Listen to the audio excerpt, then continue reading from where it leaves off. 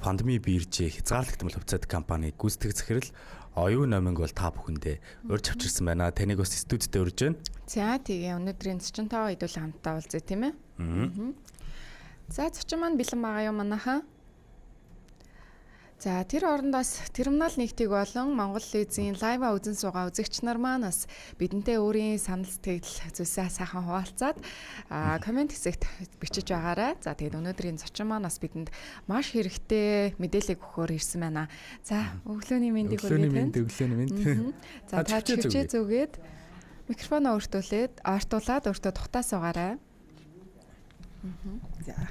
За та саналаа жоохон тэгшлээд баг зэрэг тэгшлээ суугаарай.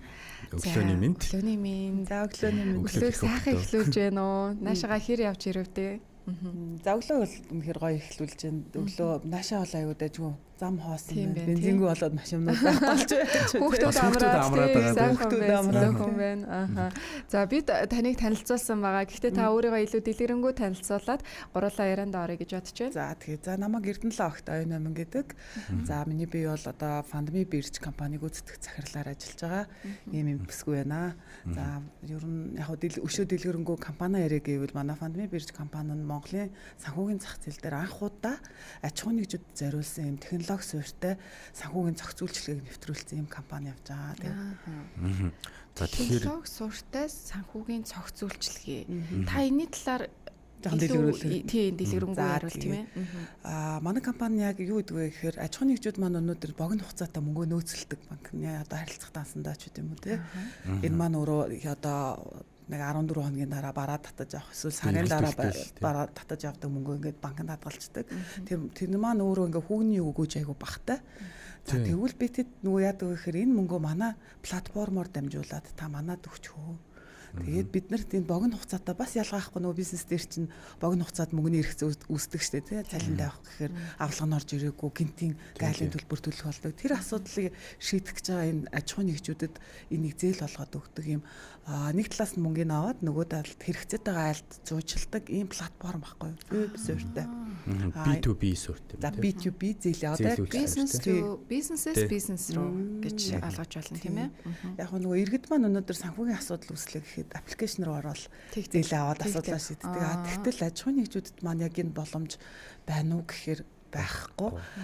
Тэгэхээр бид нар бас нэг юм арай өөр шийдэл буюу илүү л мөнгө өрөнгөтэй байгаа аж ахуйн нэгжүүд маань энэ богино хугацаанд хэрэгцээ шаардлага гарсан аж ахуйн нэгжүүдэд ингээд одоо тусалдаг энэ платформыг ингээд өгчилсэн юм компани. Та бүх тэгэхээр бүгдийн ерөнхий яг гол үйлчлэгээ энэ гэд хэлчихэд болох нь байна тийм. Яг ерөөсөө бид нар B2B зуучлалын үйлчлэгээ богино хугацаат гэхдээ аж ахуйн нэгжид л зориулсан. Тэгэхээр одоо бид нар чинь бизнес эрхлэгчтэй болон бизнес эрхлэгч B2B байгаад байгаа шүү дээ. Тэгэхээр одоо ер нь өнөөдрийн байдлаар бол төлхөө яг ямар бизнесийн байгууллагууд яг энэ чиглэлээр үйлчлэгийг авч байна? За манай дээр байгаа бид нар чинь үйл ажиллагаа явуулаа 2 жил болж байгаа. За яг үндсэндээ яг сүүлийн 1 жил илүү зах зээл дээр төлхөө ажилласан. За яг одоогийн байдлаар ингээ хаваад үзэхээр яг манай дээр гадаад худалдаа эрхлэгч үйлчилгээ одоо сүүлд нэлээд орж ирж байгаа үйлдвэрлэлтүүд орж ирж байна. Нөгөө бизнесийн онцлог нь өөрөө айгүй одоо бизнес эрхлэгч нар чинь нөгөө банкны урт хугацаа зээл дээр хамаг барьцаа хөрөнгөө тавьчихсан. Яг богны юм гинтийн тааварлшгүй нөхцөл байдал үүсэхээр одоо хаш хандхаа мэддгүү. Тэгэхээр манайх бас нэг шийдэл болоод одоо үйлдвэрлэл үйлчилгээ дээрээс нь бас санхүүгийн байгууллагууд бас нэлээдгүй байдаг. Ажиллаж байгаа зарчим нь болохоор энэ юм биш үү? Маш энгийнээр одоо намнаа бит хоёр байлаа гэхэд бит хоёр хоёлаа бизнес эрхлэгч бай гэж одоо энэ надад мөнгө яа шүү тийм. Надад би мөнгөтэй тэгээд намнаад мөнгө байхгүй байлаа гэж бодоход одоо Pandemi биржийг одоо дундаа зуучлуулад би надад байгаа мөнгөө намнаад зээлээд намнаа надад буцааж өгтөө тодорхой хэмжээний бас юм хүүтэйгээр өгнө гэд ойлгочиход маш энгийнээр болно. Маш энгийнээр болно. Гэхдээ энэ дээр бид нар яаж зохицуулт хийж байгаа гэхээр олон улсад бол мэдээж одоо чи намнаг таньдаг байж байгаа. Одоо намнаа найдвартай юу гүй юу гэдэг чи өөрөө судалж агаад хоёр хоорондоо одоо модельн тэгж яваад та тий хоорондоо гэрээ. Гэтэл манай платформ яаж байгаа гэхээр чи намнаг таньдаг байхаар албагүй. Яа тэгэхээр би намнаг өөрөө судлаад энэ намнаа нэг иймэрхүү хэмжээний мөнгөө одоо богино хугацаанд мөнгө өрөнгөөр даах боломжтой байна гэдгийг би судалж байгаа учраас манайх танд чамд баталгаа гаргачихж байгаа. Намнаа мөнгөө төлөхгүй байсан ч одоо манайх ямар ч байсан чиний мөнгийг заавал буцааж өгөх манайх нэг юм сантай ахгүй юу бас. Тэгэхээр бидний хувьд одоо монголчуудын бизнес эрхэлж байгаа онцлогч гэсэн арай өөр л дөө тий бид нар өнөөдөр яг татвар дээрээ жишээ нь 2 тайлан байлантай ч явж яадаг тий тэгтээ одоо бид нар илүү нөгөө яг одоо амьдаар нь одоо боддоор нь илүү судлаад эрсдлийг нь өөрснөө тооцоод тэгээд харилцагчтай одоо эрсдлийн сантай учраас манад мөнгө өгж байгаа харилцагч бол бидний одоо үйл ажиллагаанд итгээд дээрээс нь сантай гэдгээрээ бид нар нэлээд том бас арай өөр модельээр явж байгаа. Тийм байна. Хэрвээ магадгүй яг манай одоо гүйцэтгэх захирал оюун намынгийн хэлж байгаа намнаа бит хоёр хувь хүнээс тий хувь одоо бизнес эрхлэгчид зээлддэг намнаа алга болчвол би энэ ч охирчих гээд байдаг тийм. Тэгэхээр та бүхний ачаар маш судалгаатай байх нь дээр нь одоо эрсдлийг бас даваад гарах би ямар тач гэсэн мөнгө олж авах ийм эрсдлийг та бүхэн манаас өөрөөд явж байгаа юм байна. За би санхүүжилт өглөө нэг байгууллагад тийм. Тэгэхээр энэ нь надад эргээд ямар ашиг хүртэх боломжтой байгаа юм бэ? Тэгэхээр манайх одоо жишээ нь манад дээр ерөөсө зарласан нэг л хүйдэг. Тэр нь өөрөө зах зээл дээр байх боломжит одоо нөгөө нэг бодлогын хүү одоо бусад ижил төстэй бүтээгдэхүүнтэй хамааралтаар тогтоогддог. Та өнөөдөр манад 28 хоногоор мөнгө байршуулах 1.4% хүүл авна. За намнаа манахаас зээл авлаа тий. Ялгаахгүй 1.4% хүүгээр авна. Бид нар энд юугээрээ бас нэг ашиг хийх гээд байгаа байгууллага шүү дээ тий. Тэгээ юугээрээ гэхээр бид нар шимтгэл авдаг. Зээл олгож байгаа талаасаа зээл олголтын шимтгэлгээд одоо бид нар банкн дээр бол 1% те зээл манайх нөгөө богино хугацаанд учраас та хоногоо сонгосон хоногоос хамаарат хүн хамгийн дээдл нэг 0.8 28 хоног дээр 0.8 гэдэг гэсэн. Энэ өстой айгүй хэрэгтэй юм биш үү? Би одоо бүр ингэж ерөөсөө л бизнес хийх гээд идэв юм шүү дээ. Тэнгүүч одоо санхүүжилт минь хайч өгөө. Хэрвээ би одоо фандми дээр өөрийнхөө мөнгийг барьшуулах юм бол жилийн 16.8 гэж ойлгож болох уу? Үгүй яг жилийн 1825 28 хоног бид нар нэг 7 хоногоор тасалж байгаа байхгүй богино хугацаанд учраас тэгэхээр чи нэг 28 хоног дээр 1.4 яг сараар аваад үзвэл 152 жилээр авал 1825 Одоо энэ манай энэ платформоор дамжуулаад одоо дижитал шийдлүүдийг одоо хэрхэн ашигладаг вэ? Одоо ороход бол бүх юм ойлгомжтой байгаа. За тийм бидний хувьд нөө угаасаа технологи суурьтай гэж байна шүү дээ. Тэгээд бид нар манад бүртгүүл хийхэд маш амархан байдаг. Та компанийн регистрийн дугаар, утасны дугаар нэвтрэх нууц үгээ үсгээл ер нь орчдөг. Яг л нөгөө одоо иргэд аппликейшны зээлд хэрхэн бүртгүүлдэг. Яг тэрнтэй адилхан компаниуд бол бүртгүүлэхэд аюу амархан. Орлоо манай бүтээгдэхүүн үйлчилгээний нөхцлөд бүгд ил тод тэгээд хүү бас ил тод ээж идэг. Тэгээд та илүү дэлгэрэнгүй манай мэдээлэл авъя гэдвэл бид нар 7 хоног болгоны 3 дахь өдрийн өглөө 9 цагаас компани дээр нөгөө өглөөний breakfast гэдэг юм уу те нэг юм өдөрлөг зохиодог. Тэгээд сонирхсан хүмүүс ирээд нээлттэй мэдээлэл манай дээр ирж авч болно. 3 дахь өдрийн өглөө болгоно 9 цагаас бид нар мэдээлэл өгч байгаа аж ахуйн нэгжүүдтэй. Фандми биржийн алсын хараа яг энэ нөгөө амин одоо сүнс гэж бас ярьдаг штэ тий. Юу байдаг вэ? Мөн одоо бусад яг энэ төрлийн үйлчлэгээ явуулж байгаа газруудаас бас илүү давуу онцлог тий иргэдэд үйлчлэгээ авах гэж байгаа хүмүүст өгдөг давуу тал нь бас юу байдаг, юу өгөхийг бас зорддог юм бэ хэрэглэгчтэй тийм ээ. За манай фандми биржийн угаасаа хамгийн гол зорилго бол аж ахуйн нэгжүүд маань одоо харилцах таасан дээр мөнгөнөөсөө бас өгөөж хүртээч тий. Нөгөө талдаа томоохон аж ахуйн нэгжүүд маань энэ жижиг дунд бизнес эрхлэгчдийг дэмжиж энэ богино хугацаат асуудлыг шийдэхэд нь одоо богино мөнгө өрөнгөө бас бусдад тусалж ингэж зээлэхэд нь бид нар маш том гүүр олох ийм зорилготой. Хоёр аж ахуйн нэгжүүдийн хооронд нь тий одоо аль алинд нь өгөөжтэй байх нөхцөлийг бүрдүүлж байгаа гэдгээрээ бидний хамгийн том амин сүнс байгаа. Нөгөөгөөр бас сая нөгөө хэлдэг бид нар эрсдлийг өөрөө даажна. Этгээд манад мөнгө өгөхөд нөгөө хүн өгөхгүй байлаа гэхэд бид нар өөрснөөсөө хөрөнгөө гаргаад өгч байгаа учраас энэ том итгэлцэлтээр бас томоохон аж ахуйн нэгжүүд маань бас тусалж явдаг. Гэхдээ энийг бүр илүү олон болгож, илүү олон жижиг дунд бизнес эрхлэгчдийнхаа дэмжих энэ богино хугацаа санхүүгийн асуудлыг шийдэх гүүр нь болохыг хүсэж байгаа. За тэгээ бас нэг өөр онцлог гэвэл бидний хувьд нөгөө санхүүжилт өгж байгаа одоо манад зээл авах гэж байгаа айлууд чинь барьцаа хөрөнгөөр бид түрүү нэлсэн шүү дээ. Банкны барьцаанд тавьсан учраас манад дээр зөвхөн эргэлтийн хөрөнгө буюу хөндлөх хөрөнгө барьцаалал зээл авчдаг. Заавал бид нарт тийм том хөрөнгөтэй байх шаардлагагүй. Та өнөөдөр дансны орлого чинь тодорхой байвал дансны орлогыг барьцаалал, эргэлтийн хөрөнгөнд тодорхой эргэлтийн хөрөнгөнд барьцаалал ингээд зээл өгчдөг. Энэ өөр айггүй том одоо бизнес эрхлэгч нарт маш том боломжийг олгоод байгаа тийм. Ааха. Тэглэх яах вэ? Одоо нөгөө зээл авахд чинь нөгөө зээл авах шаардлагагүй мэтэр одоо өөрийгөө байлгах тийм одоо дансны орлого ч юм уу одоо би энэ зээлийг авах шаардлагагүй шүү гэдэг итгэл үнэмшлийг банкнуудад өгч иж нэг ашгүй нэг зээл аваад штэ айгу хүндрэлтэй тийм ээ. Уулын зээл авчмаар байдаг гэтэл одоо батлах материалууд нь болохоор маш баян гэдгээс харуулах гэдэг. Тэгэхээр ер нь зээл холгох процессын талаар тийм хэдэн үе шаттай явдیں۔ Хэр удаан явагддгийн болоо. За тэгээд мөн одоо зээл өгөх хэмжээ бас хэр хэмжээтэй байдаг юм бол үзэгчд маань бас их сонирхож иж магадгүй тийм. За зээл угаасаа хамгийн сонирхолтой сэдв нь угаасаа зээлгүй тийм гадуур угаасаа бид нар мөнгөний хэрэгтэй санхүүгийн хэрэгтэй байнга үсэж идэг. За яг зээл дээр болохоор бидний хувьд нөгөө хүнээс хүний мөнгөийг аваад танд ингээ найдвартай зээлдэгч буюу сахилга баттай зээлдэгч өгөх гээд байгаа юм. Тэгтээ тэр ойлголт маань өөрөө бас арай өөр явдаг. Одоо банкн дээр бол та дийлж байгаа яг нөгөө орлого айгу баян байж та дийлэх гээд шүү дээ. Манай дээр бас одоо бид нэг үгүйсэхгүй. Манай дээр яг адилхан та баян байж л. Тэгтээ баян гэдгийг хэдүүл ямар ойлголтоор ойлгох вэ гэхээр та богино хугацаанд мөнгө өрөнгөж одоо богино хугацаанд эргэлдэж байгаа хөрөнгөч нь өөрөө таны зээлийг дааж чадхал байвал энэ нэг тийм хэцүү юм бол байхгүй. Тэгээ бид нөгөө бусдын итгэл дээр суурилж байгаа гэдэг маань маш чухал. Тийм учраас бид нар зээлийн эргэн төлөлтийг аюу сайн хардаг. Жохон ер нь бол бид нар одоо нэг юм сахилга баттай зээлдэгч гэдэг ойлголтыг зах зээл дээр илүү нэвтрүүлээд байна. Бизнес эрхлэгч нар маань өөрснөө сахилга баттай байвал санхүүгийн аюу том боломжууд нэгдэж байгаа тийм. Мэдээж нөгөө үн цаасны зах зээл гаргах, зах зээл дээр хөрөнгө босгох эсвэл манай харилцагч байх энэ төргээ маш олон боломж байгаа. Тэгэхээр бид нар энэ эднэрийн зүгээр сахилга баттай гэдэг тал руу илүү ойлголтоо чиглүүлэх нь маш чухал байгаа байхгүй юу. Тэгээ хүмүүс ингээд зээл авчаад буцааж төлдөггүй байх нь л хамгийн том аюул шүү дээ тий. Тэрнээс яг тэр нөгөө баян байна уугүй байна уу гэдэг нь бол айгүй тийм сонирм биш. Бид нар яг энэ тал руугаа илүү ажиллаад хэдүүлээ одоо жоохон сахилга баттай байя. Өөрснийхөө үйлчлэгээ үзүүлдэг хүмүүстэй одоо чанартай гэрэн дээр заасан хугацаанд үйлчлэгээ үзүүлцдэг тий. Авах авалгаа нэхэж чаддаг нөгөө харилцаж байгаа компаниуд маань ч гэсэн тийм байвал системээрээ бид нар юм сахилга баттай зээлдэгч гэдгийг төлөвшүүлж чадах юм бол бид нар илүү одоо манай бүтээгдэхүүнээс гадна өчнөө боломж байгаа бизнес эрхлэгч нарт энийг нээж өгөх үүднээс бид нар бол жоохон зээл дээрээ шалгуураа жоохон сахилга бат тал руугаа илүү хардаг гэсэн.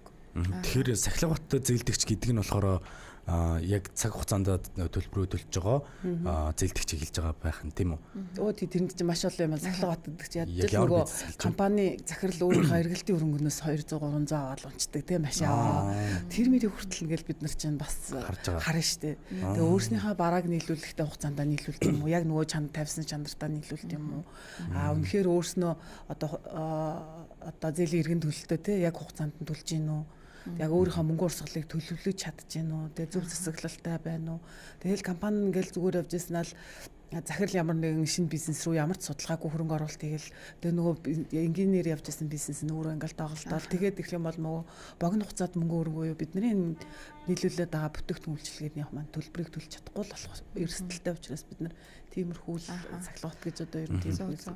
Ойрын 6 би зүгээр энэ талаас нь харж байгаа шүү дээ. Би зүгээр өөрийгөө бизнес эрхлэгч гэдэг төсөөлөд бодож байгаа байхгүй. За тэнгууд нөгөө нэг стартап гэдэг ч юм уу те одоо бид нар чинь дөнгөж эхэлж байгаа бизнес эрхэлдэг шүү дээ. Тэгээд эхэлж байгаа бизнес маань ер нь одоо бас ингээд ийм сахилга баттай зээлдэгч болох гээд одоо бас ерөнхийдөө пандемид хандаад орохч ирэхэд одоо яг ямар хуу шалгууртай байх юм. Одоо ер нь бол бид ярьж байгаа ч болохоор нэг юм тогтцсон засаглалтай байгаа зөв нөгөө эхэлж байгаа нөхдүүд маань бас ямар хуу шаардлага хангацсан байх хэрэгтэй юм бол гэдэг талаас нь. Битэд сая одоо манайх ч нөгөө нэг санхүүгийн зохицол хоороны сэндбоксын орчинд үйл ажиллагаа явуулах хэрэгтэй байхгүй. За тэгээд бидний хувьд бол нөгөө өнгөрсөн 2 жилийнхаа харахаар бид нар айгүй сайн стартап компаниуд байд юм байна. Одоо айгүй зөв одоо эдийн засгийн хувьд өгөөжтэй цаашаад яг одоо бизнес эрхлэх боломж нь айгүй нээлттэй байгаа зах зээл нь байгаа дээ шүү дээ. Тэгэхээр бид нар яг 1 жилийн хугацаанд одоо хуучин бид нар 2 жил байсан. Тэрийг битэд одоо стартапуудтай боломж олгоод үнэхээр зах зээл дээр нэвтрэхэд нь ямар нэгэн одоо юу байхгүй те ямар нэгэн эрсдэл байхгүй. Тэгээд эдийн засгийн өгөөжтэй гэж үзвэл бид нар 1 жилийн хугацаанд бизнес эрхэлсэн аж ахуйн нэгжүүдэд буюу стартапуудад бас яг нөгөө бас л мөнгө урсгалыг харна шүү дээ, тийм. Тэгэл бид нар яг даах хэмжээнд зээлийн олно л гэсэн. Хугацаа нь бол дор ээж 1 жил юм ба шүү дээ. Тийм дор ба хамгийн багадаа 1 жил байдаг. Анх удаа яг FundMe тандаад B2B зээл авах гэж байгаа бизнесүүдэд тий худалдаа аж үйлдвэрлэл эрхлэгчд ер нь юуг анхаарахыг та зөвлөх вэ? Сая бас Сахилга Батын талаар ярьж байна. За нөгөөтгөр өөр нэмэх зүйлсүүд юу байдаг бол? Тийм. Одоо нөгөө уламжлалт зээлтэй хандураад идэг. Богино хугацаатай гэдгийг ойлгодгоо. Банкн дээр жишээ нь одоо аж ахуйн нэгжүүд маань очиод барьц өрөнгөө тавиад одоо жилийн орлого 2 жилийн орлогоо судлуулад одоо нэг 500 сая төгрөгийн зээл гарч байгаа байхгүй. За тэр маань өөрөө яадаг вэ гэхээр урт хугацаанд буюу жилийн хугацаанд хувааж төлөөд нь шүү дээ нөгөө 500. Гэтэл манай зээл чи яах вэ? Богино хугацаатай учраас тэр чинь сарын дотор нөгөө 500-а буцааж төлөх болох гэдэг шүү дээ. Тийм шүү дээ.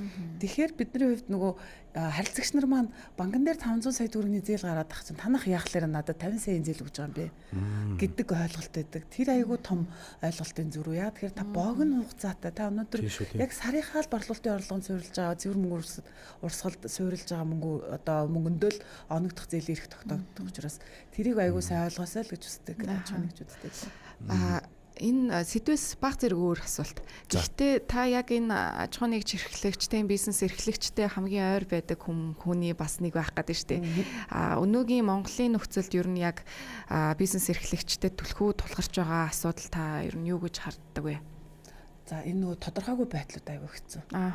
Одоо чинь бензингүй болж энэ яг үүндээ бас нөгөө бизнес эрхлэгчнэрт аягүй том асуудал үүсгэдэг. Тэгээ сая бас энэ төрийн бодлого төрийн нөгөө одоо бодлого шийдрүүдээс болол ингээд сая чинь төрч одоо нам маань хэд 2 хуваагдсан нь тэгэнгүүт чинь нөгөө төртэй холбоотой ажил эрхэлдэг хүмүүсийн орлого нь ингээд гацчихдаг. Тэнд чинь нөгөө гүйлгээ гарахгүй байгаа байхгүй тий. Тэгээ ингээд яг нэг юм зүгээр энгийнээр ойрын 2 жишээ гэхэд л яг юм тодорхойгүй байдлууд ингээд зах зээл дээр байгаа үсээ та тодорхойгүй байдлууд манай бизнес эрхлэгчнэрт айгүй хэцүү байдаг. Тэгээ дахиад хэлэхэд нөгөө татвар бас ингээл тасыг хаачдаг тий. Тэгэхээр л нөгөө орлого нь орж ирдэг хэдий ч тэр чинь бас зардал гарах хэрэгтэй шүү дээ бизнес юм чинь тий. Тэгээ тэр зардлууд нь гарахгүй болол эхэлдэг юм ойлгомжгүй тодорхой гинтийн нөхцөл байдлууд айгүй хэцүү бизнесүүдийг явуулахад тэгэлгүй яах вэ? Улс төрийн доктортой байдал гэдэг бол үнэхэр чухал тий. Иргэн болгонд бизнес эрхлэгч болгонд тий эд эс болгонд ер нь бас нөлөөлж байдаг гэдгийг бас бид олон жишээнээр харж байна. Зээл авлаа аж ахуйн нэгж байгууллага FundMe тандаад тийм богино хугацаатай зээлийг авлаа. Иргэн төлөлтөө маш ингэж хугацаанд нь хийдэг. Маш одоо Сахилга Баттай тийм таны одоо ярьж байгаа ийм одоо зээлдэгчд ямар бас давуу тал ирээдүйд үүсэх боломжтой байдаг вэ? За мэдээж одоо манай FundMe сайн зээлдэгч нарыгаа одоо бид нэр шатлсан байдлаар одоо урамшуулдаг. Одоо та микрофоноо жоохон дэш нь тавьчих. За манай манай платформын хувьд бол аваад үзвэл мэдээж манай сайн харилцагч байснаар илүү одоо зардлаа багасгах боломжтой болж эхэлж байгаа. Мэдээж өндөр хүүгээр гаднаас мөнгө хөрөнгө оруулалт авч тий богино хугацаанд асуудлаа бата болтоо алуу надад нэг зээлдэж эсвэл банк руу очиод өндөр хүүгээр авдаг гэсэн бол хүүгийн боломжийг бид нар олгож байгаа. Өшөө цаашлаад явах юм бол бид нар шатлсан хэлбэрээр одоо шимтгэлийнхаа хувь хэмжээндэр бас бодлого явуулж байгаа. Гэхдээ энэ маань одоогоор бид нар нөө үйл ажиллагаа явуулаад олон сар жил болоогүй харилцагч яг таньж бүтэн амжихгүй байхгүй циклийн хувьд одоо бид нар яг нэг жилийн хугацаанд л яг нээлттэй зах зээл дээр байгаа гэдгээрээ тэгээ ер нь цаашлаад мэдээж одоо Сахилга Баттай гэдгийг ингээ авах юм бол нийгмийн хувьд нөө системийн хувьд аваад үзвэл тэр чинь одоо үн цасны зах зээл дээр хөрөнгө босгоход тэгээ бонд гаргахад ч юм уу энэ үйл ажиллагаан дээр компани нөгөө бэлтгэгдээд ирчин тэгээ өөр банк болон банк усаас авах одоо зээл дээр нь ч гэсэндээ өөрсөндөө хариуцлагатай учраас тэндээс айгүй бага зардлаар л их усэр олох боломжийг илүү нэн л дээ. Би айгүй алсаар тийм асууж байгаа. Надаа одоо бид нар ч нэг одоо 6 хоног үлдсэн байгаа даа. Одоо он гарах гээд байгаа тий. Тэгээ одоо ер нь пандемигийн хувьд 2026 оныг одоо юунд хүрэх одоо ер нь стратегийн зорилго нь одоо юу байгаа вэ? За бидний хувьд за 2026 он одоо бид нар хитийг ингээ амар олон алсыг харж бас чадахгүй байгаа даа. Яа тэгэхээр нөгөө Монголд хамгийн анхны ийм санхүүгийн бүтээгдэхүүлчлэгээ бид нар ч яг нэг богино жилээр л явахгүй бол бид нар нэг амар том би нэг 15 мав энэ гэдэг том юм ярьж чадахгүй. Зүгээр яг бодит байдлаар аваад үзвэл бид нар 2026 онд орон нутгийн харилцагч нартай бас боломжийг олох юм. Орон нутагт чинь томоохон бизнес эрхлэгч нар бас байна. Тэнд бас хүн ажилуулж байна. Тэнд бас гинтийн тодорхойгүй нөхцөл байдал үүсдэг. Тэр үед нь бас бид нар энэ орон нутгийнхаа одоо аж ахуйн нэгжүүдэд бас тусалдаг байгээд илүү цар хүрээгээд хэлж байгаа. Одоо өмнөх 2 жилд бол Улаанбаатар хотод байсан. За тэгэхээр одоо орон нутгийн харилцагч нартаа бид нар илүү төлхөө хүрээ гэж бодож байгаа. Дээрээс нь бид нар яг энэ хүүгийнхаа одоо хувь хэмжээг нэмэгдүүлэхгүй бэ гэж бодож байгаа. Яа тэгэхээр энэ маань өөрөө зээлдэгч талтай айгүй өндөр болгочвол одоо зартал нэмэгдэх гэдэг шүү дээ. Их усэр хөгж байгаа талдаа бид нар угаасаа зах зээл дээр хамгийн боломжит өндөр хүүг амлаж байгаа. Сарын 1.4% хүүтэй хадгаламж одоо хугацаагүй хадгаламж байдаг болов байхгүй шүү дээ тийм. Яг одоо ингээд бас стратеги төлөвлөгөө гэл манай намнаа асууж ин л да. Тийм ирээдүйн бас өөр ямар үйлчлэгээнүүдийг гаргах ер нь төлөвлөгөөтэй байгаа вэ? Магадгүй одоо бизнесээс бизнес рүү чиглэсэн үйл ажиллагааг явуулж байгаа та бүхтэй хувьд тэгэхээр илүү бас хувь хүн рүү тийм иргэнэл рүү чиглэсэн зээл олгох юм төлөвлөгөө байгаа болоо. Богино хугацааны тийм манайх одоо би ч нөө бизнесийн томруулын ивент саммитэд бас ингээ 2 удаа оролцсон. Тэгээд аюух аж ахуйн нэгжүүд одоо бизнес эрхлэгч нар ирдэг. Тэгээд тэнд нэг андуураад байгаа юм нь яг нөгөө иргэдэд хоорондоо болтгоо гэж асуугаад байдаг. Манайх чинь зөвхөн аж ахуйн нэгж тэгээд энэ иргэдэд одоо энэ санхүүгийнхаа үйлчлэгийг үзүүлэх нь өөрөө манай платформын зорилго биш байхгүй. Зөвхөн аж ахуйн нэгжтэд бид нар зориулж байгаа. Иргэдэд зориулсан тусдаа одоо салбарын тусдаа явж байгаа тийм. Тэгэхээр бидний хувьд бол зөвхөн аж ахуйн нэгжүүдэл илүү одоо энэ хурц ажиллах нь хүртээмжтэй байх нь илүү чухал байгаа. Илүү тэрийг аль базаж аваад тэрийг аль хөгжүүлэлтийг нь одоо маш сайн хийнэ гүйцэтгэнэ гэдэг ч тийм. За тэгэхээр та бүгдийг одоо 2 жилийн өмнө одоо үйл ажиллагаагаа нээсэн байна. За тэгээ жил гаруй хугацаанд одоо нээлттэй зах зээлд ажилласан байна. Энэ одоо ажиллаж авах хугацаанд ер нь хамгийн одоо бахархмаарч гэдэг юм уу тийм хамт олноороос нэг сайхан зүйл юу тохиолдов тийм. Жилийн хугацаа бол бас баггүй 365 өдөр олон ч зээлийг бас гаргасан баг. Пандемигийн шинжээр болцсон уу? За BTT-ийн хувьд бол бид нар нөгөө технологи суурьтай. Манай систем чинь өөрөө ингээл ямар ч юм гар ажиллагаад нэг байдаггүй. Гүйлгээнүүд өөрсдөө танил хоорондоо ингээд явцдаг. За тэгэхээр манайх угаас айгүй цөөх ажилтнтай. Миний би өөрөө ороод 6 хүн ажилтдаг.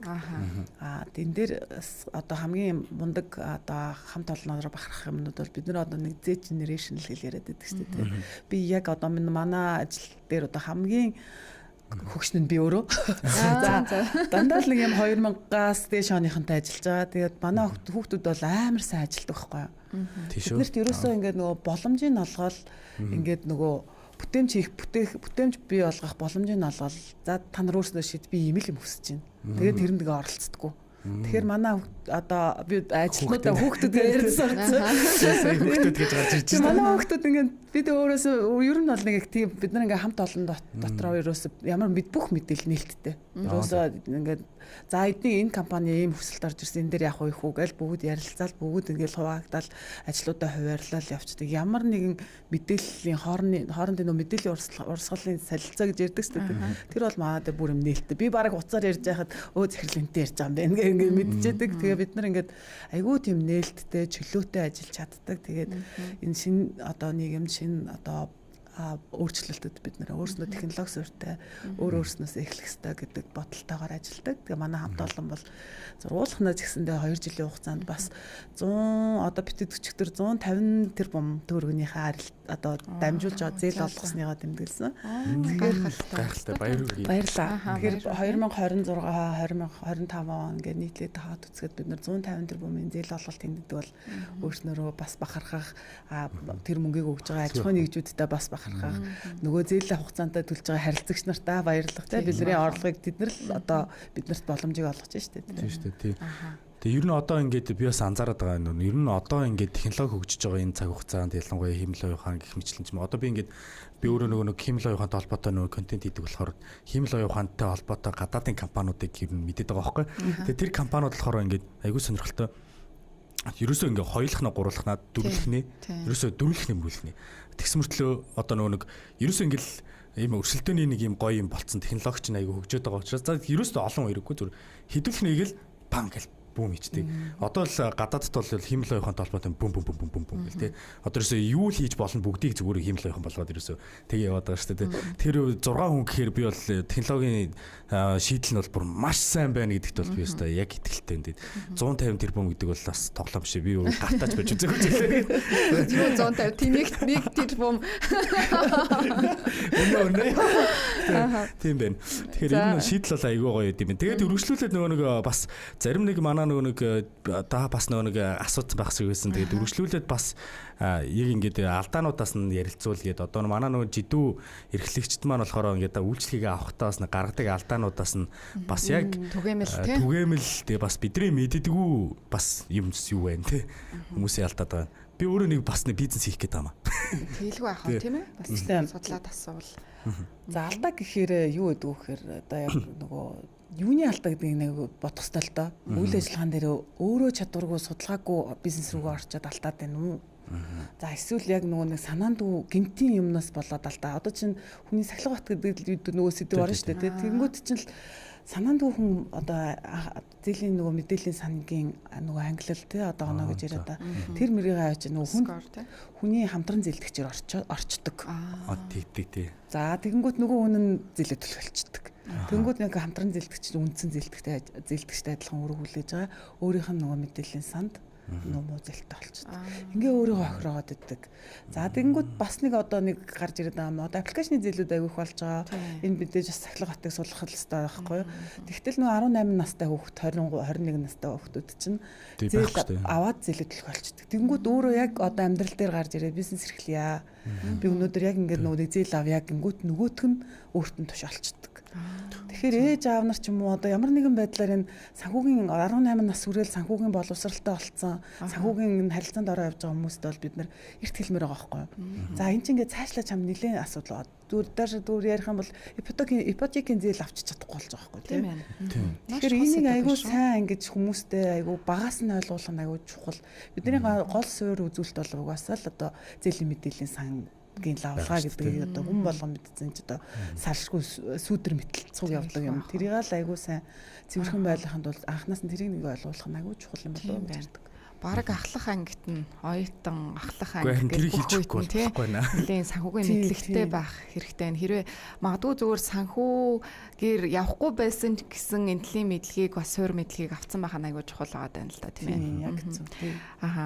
Та бүхэн бас судалдаг гэдэг ч шүү дээ. Ганцхан одоо энэ онооноос гадна тухайн аж ахуйн нэгжүүдийг ер нь хэр сахилга баттай. За тэгээд дээр нь одоо энэч дэмий юм байна да гэд ер нь боддог бас нэг тэр зүйл нь бас юу байдаг бол нөгөө одоо харилцаан дээр бол нөгөө red flag гэж ярьдаг шүү дээ. Улаан дарцаг гэдэг шиг та бүхний хувьд бол яг байгууллагын улаан дарцаг юу байгаад байна red flag-ууд.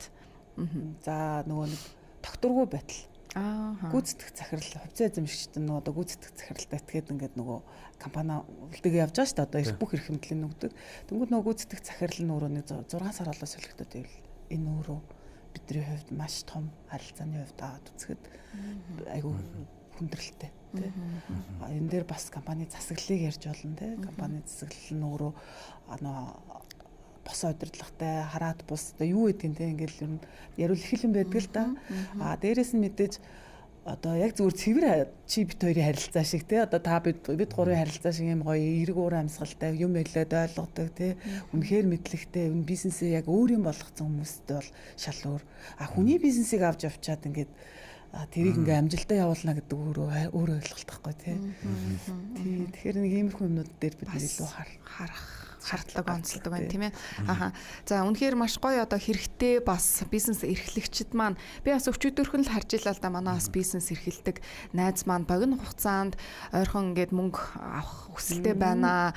Найз нар маань байвал холбогдорой гэсэн зүйлийг бас уншиж байлаа. Тэгээ хэрвээ тэр найз маань харж явах юм бол таны бас итгэж болох тийм ээ. Маш удаан хугацаанд бас доктортой үйл ажиллагаагаа явуулдаг бас байдгийн. Тэгээд ийм бас гоё платформыг Fundme биржийг бас танилцууллаа шүү. Та нар маань сонсож авсан гэдэгт итгэлтэй байна. За тэгээ бит хоёрын магадгүй асуугаагүй таны хэлмээр байсан өөр үнцэг байна уу? За ерөнхийдөө хэдүүлэл бүтэл ярьлаа л бадслаа. Тэгээ яг хоо бидний хувьд нөө Монголын санхүүгийн зах зээл дээр анх удаа нэвтрүүлж байгаа гэдгээр алдаатай оноотой манай бүтээгдэхүүлчлэгээ бас байж болно. Тэгэхээр бас манай харилцагч ба одоо байгууллагуудтай болон харилцагч болохыг хүсэж байгаа хүмүүст хандаж хэлэхэд таад маань бол хэрэглээд үзээч л гэж хэлмээр байна. Хүмүүс ингээд ойлгочоод яг ингээд намайг ярахаар ингээд мэддэг. Энэ кил юм байна гэдэг. Яг нөгөө ороод ашиглаад үзэхээр тэнд бүр амархан битдэг. Бүр илүү ойлгомжтой. Тэгэхээр манай систем рүү ингээд нэвтрээд ядаж бүртгүүлээд ашиглаад үзээч гэж уриалмаар байна. Одоо бас нэрээ нэг зүйлийг асуумаар шууд санагдлаа. Таныг сая ингээд хэлсэн чинь FundMe дээр одоо бүртгэл үүсгэхийн тулд заавал очихгүйгээр шууд аппликейшнээр татах боломжтой. Одоо юу тэрийг бас асууя тийм хэвлээ. Манай дээр нөгөө нэг платформ гэдэг байгаа нь бид нар аппликейшн байхгүй. За. Вебсайтаар FundMe цэг имэн гэж бичиж. FundMe цэг имэн за. За. Шууд одоо болохоор нөгөө юу яах гэдэг чинь. Би бас буруу ойлгож шүү. Аппликейшн байна гэж ойлгоцсон байхгүй юу? Би бас тэрийг дутуу хэлж байна те. Тэгэхээр бидний хувьд нөгөө яагаад аппликейшн байдгүй вэ гэхээр компаниудын нэгтлэнгууд аяг ихгүй л гэдэг. Ингээд орно шүү дээ тийм ээ. Нөө яг зөв. Миний дэлгэцийг хуваалцаад өгөөрэй манайха.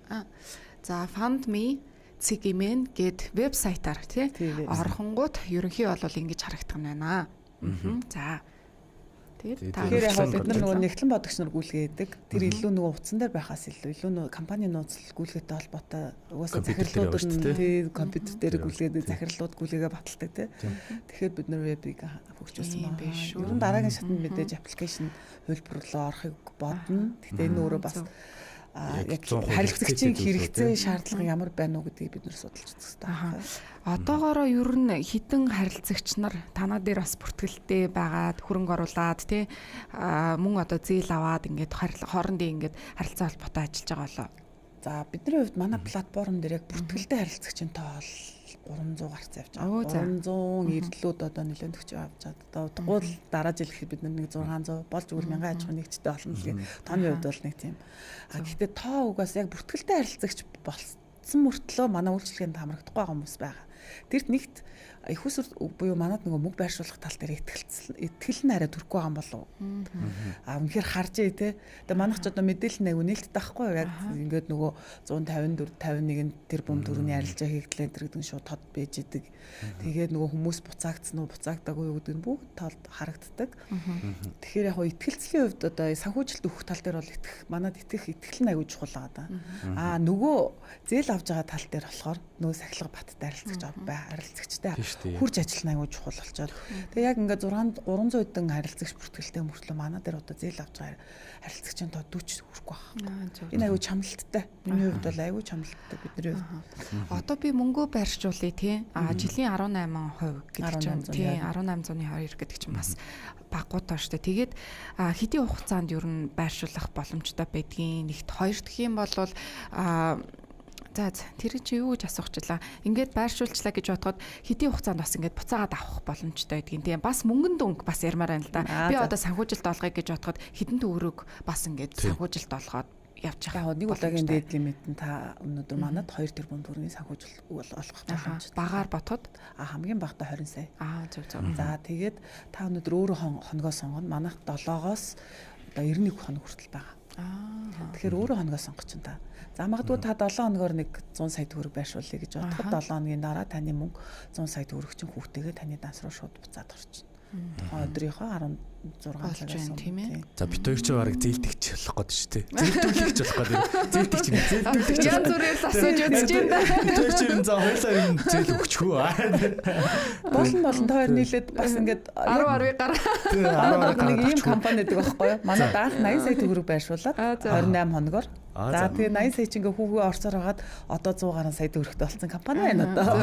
Тэр мөнгөө нэг 28 онцод яг итгэдэг юм уу? Би одоо бодохдоо яг одоо л нөгөө бид нар нөгөө сүүлд 91 хоногийн боломжийг нээж өгсөн харилцагч нар маань бас ингээд 3 сарын хугацаанд мөнгөө нөөцөлж ин л да. Яагаад тэгэхээр тэр чинь нөгөө төсөл хөтөлбөрүүд хэрэгжүүлэх гээд гадны хөрөнгө оруулалт ороод ирсэн байт юм уу? Эсвэл өөрийнхөө ашигаас соромжлуулаад явж байгаа мөнгөө манай дээр ингээд 3 сарын хугацаатай байршуулах сонирхолтой байгаа байхгүй. Тэгэхээр окей заагаар юу 91 хоногоо нийцээж зүгээр тэг яг нөгөө түрүүний харилцагчтэй 80-аа 28 хоногор байршуулад хүүгээ авчаад за хүүгээ эсвэл ашиглаж байгаа буцаага 80-аа байршуулж байгаа байхгүй. Дахиад хэрэгэлдүүл сонирхолтой. За эхлээд намнаа хоёлаа.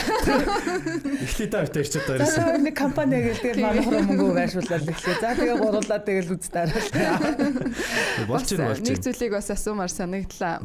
Санхүүгийн салбарт ажиллана гэдэг бол бас нөгөө талдаа хувь хүнээс маш их юм сахилга баттай зарчимч байдлыг шаарддаг баг. Тэгэхээр таны хувьд одоо энэ салбарт ажиллаж байгаа хүний хувьд гүйцэтгэх захирлын үүргийг гүйцэтгээд явж байгаа хүний хувьд ямар одоо үнд цэцүүлийг ямар одоо чиг шугамыг ер нь барьж явдаг юм болоо? За би ч угаасаа нөгөө банк санхүүгийн салбараар нэлээд олон жил явцсан. Би Хас банкнд анх ажиллаж байсан. Хас банкныхаас гараагаа эхэлж байсан ажлын гараагаа. Тэгээ ер нь бол би ч бүр шал өөр мэрэгчлээ шүү дээ. Би ч уул уурхайд энсгэж байхгүй юу. Өдөөнөөс нөхрөө дагаж орж ирээл хотод орж ирсэн чи ажил олцсон Хас банкнд байж байгаа. Тэгээд банкны салбар руу эргэлт буцалтгүй орж явчаад за тэгээд яг одоо ингээд ер нь банкн дээр Хас банкны соёлч гэсэн айгүй мундаг. Тэгээд дараа нь би бичил болоо бусын банк санхүүгийн зээлийн газрын захирал хийж байгаа. Тэгээ одоо энэ компани хагүйцэтгэх захирал хийж байгаа. Тэгэхээр яг би айгүй олон жил салбарт ажиллах ганцхан юмд айгүй өөрөө үнэнч байх айгүй боддог. Нөгөө харилцагчтайгаа хаалгаа гүйцэд бити хаадаггүй ерөөсөө эзээч. Эргээд уулзах нүртэй. Ядаж нөгөө ингээд хүн чинь зарим нэг зээлийн эдийн засгийн зээл нь гарахгүй байх гэхээр шууд таны зээлийн юм учраас болохгүй. Үгүй та ингээд бол энийгээ ингээд болгоод ирвэл дахиад манад боломж нь байгаа ш. Тэр хүнд үргэлж боломж байдаг байхгүй. Тэр яг би харилцаа тал дээр илүү нөгөө менежменттэй байхыг хүсдэг. Хүн өнөөдөр зээл авахын тулд гэрээрэл ном уншуулдаг байхгүй. Бүр лам дээр очиод тэр амьдрал байдаг штэ тий. Энийг зээлийг л гаргахын тулд зээлийн материал нэхэл үүдээ нээлгүүлнэ гэж лам дээр очин тийм. Тэгэхээр энэ зээлийн ман бүтээгээд өгөөч гэж лам дээр очиж байгаа. Тэгж гэр бүлэрээ тэр зээлийг хүлээж байгаа тэр хүмүүст зээлийн буцаахтаа одоо ядаж за нэрээ надаас болоод би нэрээ энийгээ сайжруулчулаад авах боломжтой байна гэдгийг хэлж өгч буцаах юмсан л гэж боддог. Тий, яг хувийн тал дээр ч гэсэн ярилцлагад их тухтай, таатай байлаа. Тэгээд өнөөдөр бас маш хэрэгтэй мэдээллүүдийг өглөө. Тэгээд хэрэгтэй хүмүүс нь бас сонсоосоо гэж хүсэж байна. Тэгээд бидний нөө ярилцлага YouTube дээр орчих учраас би бас найз руугаа явуулъя гэж бас бодлоо. Тэгээд өнөөдөр нэвтрүүлгийн урилгыг хүлээн авсан танд их баярлалаа. Тэгээд бидний ярилцах цаг ерөнхийдөө өндөрлөж байна. Тэгээд FundMe Bridge компани гүйцэтгэх захирал оюун номын байлаа. Тэгээд эх жил 2026 онд олон бас бизнесүүдийг холбосон олон амжилттай өөр ашигтай зээлүүдийг гаргасан ийм жил байх болтугай танд амжилт хүсье. Танаа бас маш их баярлалаа. Маш их гоё нэвтрүүлэгт бас нэг та хоёртой ярилцах аягүй гоё юм байна. За дахиад намайг өрөөрэй. Тэгээ. Баярлалаа. Амжилт хүсье. За баярлалаа.